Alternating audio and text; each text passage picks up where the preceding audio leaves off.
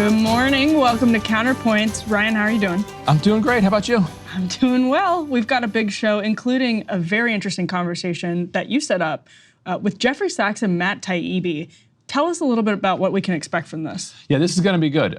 So we had Matt Taibbi on the show a month ago or so, and Matt and I both made some gently disparaging remarks about Jeffrey Sachs, the old Jeffrey Sachs. As one does. From the 80s or 90s. Yeah. But we were both kind of going off what we understood from the time, about the reporting at the time about what he'd been doing in the Soviet Union and into the transition from the Soviet Union into Russia. He reached out and added some fascinating context to what we'd been talking about, and I asked him if he'd be willing to kind of write what he said for Dropsite News and then come back on the show and talk about it with Matt. So we're going to add some, I think, genuinely new historical context to our understanding of the U.S.-Russian relationship since the breakup of the Soviet Union and leading all the way up to the war in Ukraine, in which we have some news from there, Vladimir Zelensky insisting that he is not leaving Russian territory, which, of course, that's what you would say, right? You're not going to start out your negotiation by saying that you're about to walk out. Foreign minister resigned overnight as well. That's breaking as we're recording this. So lots of Ukraine news to get to. We will get to that in the show. We're going to start with Donald Trump doing an interview with Lex Friedman. There's a lot to break down from how they had that conversation, what they talked about, what they didn't talk about, and all that good stuff. AOC and Jill Stein are at war for one reason or another. So we're going to dive into all of that. It's actually a pretty interesting conversation, especially given the RFK Jr. context. He is remaining on the Michigan ballot, it appears. So lots to talk about there. And some updates, of course, from Israel as well, Ryan, because just yesterday we got some statements out of the Biden administration that add to this discussion. So yeah, Biden administration saying that they're going to offer a take it or leave it deal to both Israel and Hamas. Right. At the same time that Israel is now leading its biggest invasion into the West Bank since 2002. At Dropsite, we have a reporter who was on the ground there, who sent a dispatch last night that we can talk about. Yeah, no, excited to talk about that. Also, hundreds of thousands of people in the streets in Israel. So a lot of pressure on Netanyahu. Let's start with Donald Trump on Lex Friedman's show. We're going to play this first shot where Lex Friedman pushed him. This was the most Lex Friedman pushed him in their 45-minute conversation on voting irregularities in the 2022 election, alleged voting irregularities in the 2020 election.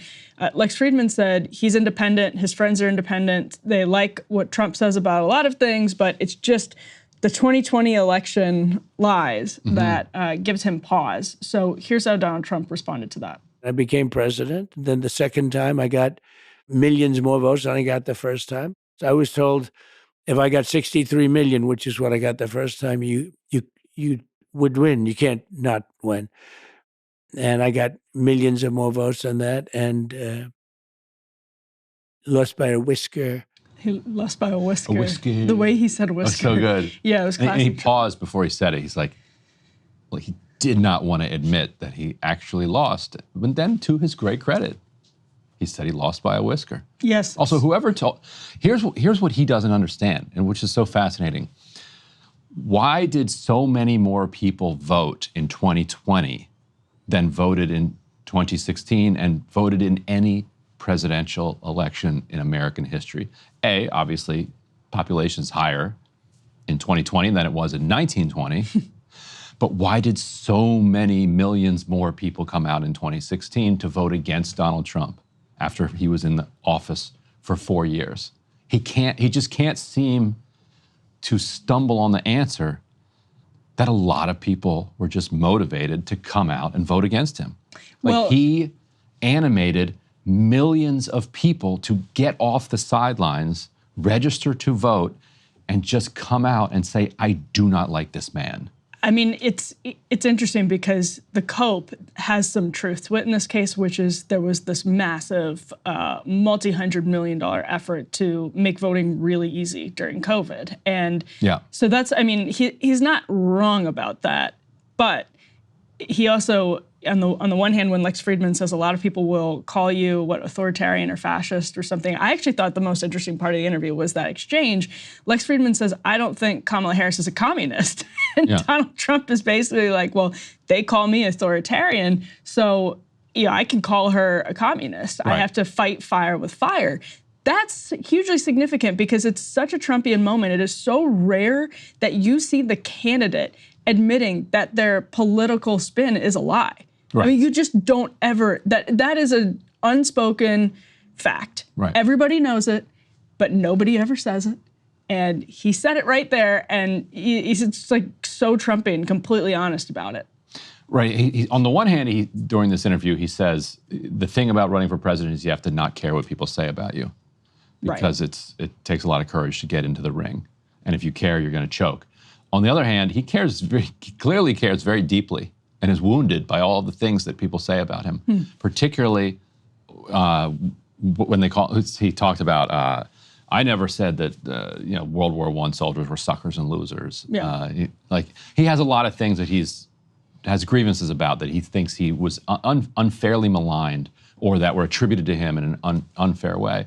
One of them, Lex Friedman says, "Well, they call you a fascist," and he's like, "Right, that's why I call her a communist." And she, they can dish it, but they can't take it. So it was clear that he doesn't really think she's a communist. No, he said her father's a Marxist. Right. And Friedman's like, "Oh, that's true." Yeah, but he said it's important to fight fire with fire, meaning if they call me one thing, I have to respond. And that's, to your point about, just to get back to the voting thing for a moment, that's also part of his cope, that, and there's some truth to it as well, that people have lied about him and hyperbolized about him for so long that obviously if the people knew the truth, they would love me, which is not necessarily true. But that's probably how he sees it. And Lex Friedman always reminds me of James Lipton from Inside the Actors Studio, actually Will Ferrell's impression of James Lipton from Inside the Actors Studio, where he's just like, if heaven is real, what do you want to hear God say to you when you get there? Just trying to open up this part of Donald Trump that hasn't quite been unlocked. And Trump is just so good at not really answering those questions. He's so good at just totally running out the clock and saying nothing. He's better than Kamala Harris at saying nothing. Yet also letting you know kind of what he's thinking about.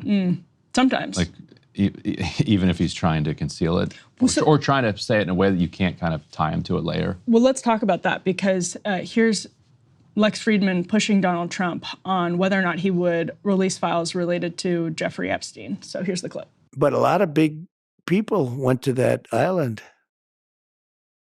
But fortunately, I was not one of them. It's just very strange for a lot of people that the list of clients that went to the island has not been made public. Yeah, it's very interesting, isn't it? Probably will be, by the way. Probably. So if you're able to, you'll be... Yeah, I'd certainly take a look at it. Now, Kennedy's interesting because it's so many years ago.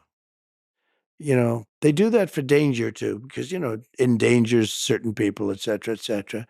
So Kennedy is very different from the Epstein thing.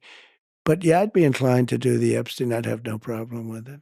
He really didn't want to talk about Epstein to the point where he pivoted to JFK. Like, if the Kennedy assassination is your crutch to get out of an uncomfortable situation. That's your easy question. Right. And for people who don't have the background, Roger Stone is one of the people who is Trump's best friend and has been pushing for the CIA's Kennedy documents to be released basically his entire life. Roger Stone had one job as friend of Donald Trump, and that was to get your friend, the president, to declassify all of the JFK documents while he was president. And they were due on schedule, court ordered to be declassified under the Trump administration. And he buckled to Mike Pompeo and pressure from the CIA to withhold an enormous number of those documents toward the end of his tenure. And now he's saying that he'll do it this time if he goes back in. But he's also saying he has no problem. He's going to do the Epstein ones. Yeah. But Trump is not good at hiding his body language. He was so uncomfortable talking about Epstein there. Uncomfortable, but almost like bemused when Friedman was like, a lot of people went to that island. And you can see the look on Donald Trump's face where he says, fortunately, it wasn't me. Yeah, elsewhere he says, yeah, it wasn't me. Now, there's this incredible video of Trump and Epstein. Right, at Mar-a-Lago. Like ogling women at a party and like laughing, and Trump tells Epstein some joke and Epstein doubles over laughing. Lex Friedman asked him why was he so effective at insinuating himself into people's lives? And And Trump says, what, he was a hail-thee-well fellow, and he had a lot of assets, like an island. Right. That he used to, He would use to attract people. But yeah, at first he does not seem interested at all in releasing those names or in really talking about it at all. But then by the end he says, okay, I'll do it. Roger Stone, by the way, also friends with Howard Hunt's son. So just so much to unpack in the Trump circle. Yes. And Howard Hunt's son is the one who claimed that Howard Hunt, on his deathbed, confessed that there was a CIA. There was a CIA conspiracy. If you listen to the tapes, it's not really quite there, and he kind of leads him, and it's not clear how there Howard Hunt is. But yes, Howard Hunt's son is because Roger Stone is. If there was a guy who was going to convince his friend to release the CIA documents, it was Roger Stone. You'd think. Yeah. You'd think. Well, let's hear how Trump responded when Lex Friedman pressed him on Project 2025. This is the clip. Let me ask you about Project 2025. So you've publicly said that you don't have any direct connection to Project Nothing. I know nothing about it. And they know that too. Democrats know that. And I purposely haven't read it because I want to say to you, I have no idea what it's all about. It's easier than saying I read it and, all of the things. No, I purposely haven't read it. And I've heard about it. I've heard about things that are in there that I don't like. And there's some things in there that everybody would like. Oh, that was sort of a useless exchange. I felt it was sort of just like Donald Trump in any kind of mainstream interview being asked about Project 2025. I don't know. What did you make about that? Right. He didn't press any further on it. Right. And he didn't talk about what's in it. Right. What's good about alternative media is when it gets into the specifics of it. At least he had the thing up on the side that said, firing 50,000 federal workers is one of the things in Project 2025. There's a lot of other cultural stuff in there. That's the stuff that Trump is running from. I haven't read the exact details of what it says around abortion and IVF, but it's not going to be popular. It's not going to be the remotely moderate stuff. Right. So what else in there do you think that is he running from? And on Project 2025, I think he just is running from the image that Democrats have successfully created of it being a boogeyman that you can because there are things that are not in Project 2025 that the Harris campaign is pretty successfully just getting to associate with Project 2025, and they've already associated Project 2025 with Trump. It's been like this brilliant marketing effort, PR effort to build something out of just the name Project 2025, which is so broad that you can kind of project onto it what do you want to project onto it. So I think he's running away from Project 2025 itself entirely, and that's why the Trump campaign has started to put out its own sort of policy plans so that they can say, this is what we want to do. It has nothing to do with what, you can compare and contrast, but they don't own our plans. We thoroughly own what our policy plans are going forward. And to the extent that the Trump campaign does own Project 2025, it's just because there would be, I think, overlap in staffing, that there would actually be a lot of people who were involved with Project 2025 who would end up working in a Trump administration. And they have ideas that they've put on paper about what some of the policies are that they'd want to implement. But it's, that's why the Trump campaign is running from the whole thing, from my perspective at least. Yeah, and it seems fair to ask Trump to actually put out some policies. He gets a pass from the media, because I think he's Trump, and there's something almost absurd about him even having detailed policy. Like when he said, I haven't read it because I wanted to be able to say to you that I have nothing to do with it. It's like, well, yeah, you also didn't read it because you just don't read stuff. You didn't need a reason not to read a long document. We've all read the reporting. The military draws pictures and stuff because he has a very short attention span. Listen, I don't think anybody wants to read Project 2025 because it's so long. I haven't read it. Yeah, I've looked at it, but I haven't read it all the way through. I'm yeah. So I should. I'm not doing my job here. Yes. Well, Trump was also asked by Lex Friedman about basically how he posts on Truth Social. That I did find useful and interesting in the sort of James Lipton inside the actor studio sense, because he said that he posts from bed. And that sometimes, you know, if, But he doesn't sleep much. right, he's not one for sleeping. Yes. Something like this. So let's roll this clip of Donald Trump talking about reposts on Truth Social. I would love to get your psychology about behind the tweets and the posts on Truth. Are you sometimes being intentionally provocative, or are you just speaking your mind? And are there times where you regret some of the truths you've posted? Yeah, I do. I mean, but not that often, honestly. You know, I do a lot of reposting. The ones you get in trouble with are the reposts, because you find down deep they're into some group that you're not supposed to be reposting. You don't even know if those groups are good, bad, or indifferent. But the reposts are the ones that really get you in trouble. When you do your own words, it's sort of easier. But the reposts go very quickly. And if you're going to check every single little symbol, and I don't know, it's worked out pretty well for me. I tell you, it's truth. It's the reposts. It's always It's the reposts that get you. Now, It's true. the Harris campaign. He's not wrong. So the Harris campaign took that video and tweeted, Trump asked about reposting QAnon and misogynistic content. Quote, I do a lot of reposting. It's worked out very well for me. Yes, he did. In the end, he's like, yeah, it worked out great for me. So this brings us full circle to, I know we're breaking down. Real quick, the reason it works out well for him is that he can dog whistle to these groups. So like, he's like, oh, there's some symbol that I didn't realize what that symbol was. Well, it's on Truth Social and it's controversial. It's some type of a white nationalist symbol that he's referring to in general. And so he retruths that, or whatever his word And for what it is that? Like, what do you, you mean something specific, So, or you mean just? no, the way that he said it was like, you don't look all the way down at the bottom of the post that you're reposting, and there's some symbol there that represents some group that you didn't know about. Right. And it's controversial, and you reposted it, and now you're tagged with associating with that group. Right. What, like, QAnon stuff did happen. 90% of the time you're talking QAnon stuff or white nationalists. So where we go one, we go all hashtag. Stuff like that, exactly. Yeah. Or 14 words, or like something that's like. Right, Pepe. So what he gets is to give a little bit of a love to those groups while maintaining plausible deniability. Because he genuinely, I think, probably in many cases doesn't know what that symbol is. Yeah. But he knows that there's a bunch of stuff he doesn't know, and he knows the direction it's going. So he's like, oh, I can be clever here.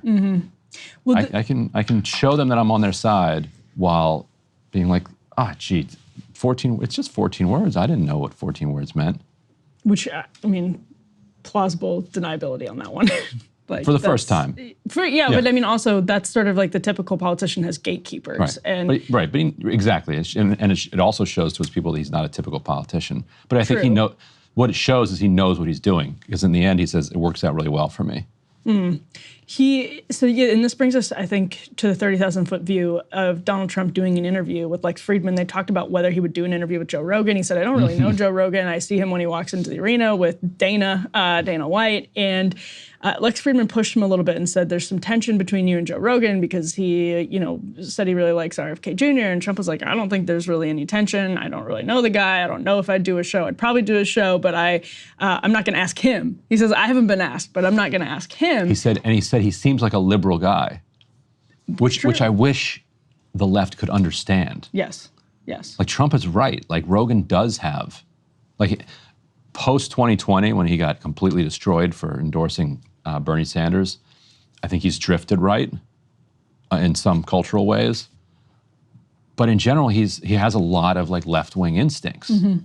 Like higher minimum wage, supports unions, supports Medicare for all, endorsed Bernie Sanders. Like, there's a reason Trump says that he seems like a liberal guy. Right. Because he has a lot of liberal impulses. Yeah, almost. I mean, yes, he endorsed Bernie Sanders. He likes Tulsi Gabbard. Or he likes, I don't know where he stands on Tulsi Gabbard now, but obviously he likes RFK Jr. And yes. So all that is to say, though, Donald Trump has been on this tour of alternative media podcasts, and it's pretty interesting as a political strategy. Sometimes Lex Friedman gets a little bit of, or Theo Von is a good example. I thought Theo Von got more out of Trump psychologically than Lex Friedman did, just because they were talking. And it's Donald Trump having a long form conversation with a comedian. it becomes interesting in ways nobody expects. But Lex Friedman, I think, got some genuinely interesting stuff out of Donald Trump. On the other hand, that's not like Trump sitting down with, Katie Couric in some ways that are good and in some ways that are bad. I don't know. It's as a campaign strategy, pretty interesting. This was one of the most compelling parts of the interview as well. Trump talked about why you need to do new media. He was like, maybe it's more powerful than TV. And hearing that from Trump is so interesting because this is the man who mastered the use of television before he became a political candidate and when he became a political candidate. So there's something going on. I think that was a window into the way he's thinking about it. He talked about how Elon had him on a Spaces and got, more listens than anyone. There's something going on where he's starting to reckon with the alternative media or the old media, the gatekeepers having less and less power, which is interesting to watch him reckon with that in real time because he was he's the one that poured the fuel on the fire of people starting to question the gatekeepers more than they ever have before. I mean, it was him coming out in 2015 and 16 talking about fake news and baiting the media into kind of exposing itself. Again, for better or worse, I think for better when it comes to having transparency about how awful the media is, but to see him sort of not look at himself as a main character, and that was interesting as well. When's he going to come on here? What are we doing wrong? That's right. Open invitation. What are we doing wrong? Come on, Trump. He probably said all kinds of things he would consider things that we're doing wrong. Does he take that personally? He said, hey, you have to not care. I'm sure Lex Friedman has said some interesting stuff too. I'm sure he has. Yeah. So anyway, it's smart. I mean, Kamala Harris would. We're not asking him. He's not going to ask us. So. Well, Kamala Harris did Breakfast him, Club, probably. Well, she did Charlemagne and just face planted on Charlemagne, if I'm remembering correctly. I remember seeing some clips from it, which is not good. Right, but hey, they should both get even more comfortable with new media. But I'll take one candidate becoming comfortable with new media because. And JD Vance, he's been here. Yeah. I did reach out to the Walls camp and say, look, JD Vance comes on these shows. You might as well too. Hey, if you liked that video, don't forget to hit the like button and subscribe to Breaking Points. If you want to see the rest of Counterpoints, go to breakingpoints.com to become a premium member and get the full uncut show every morning in your inbox and on Spotify.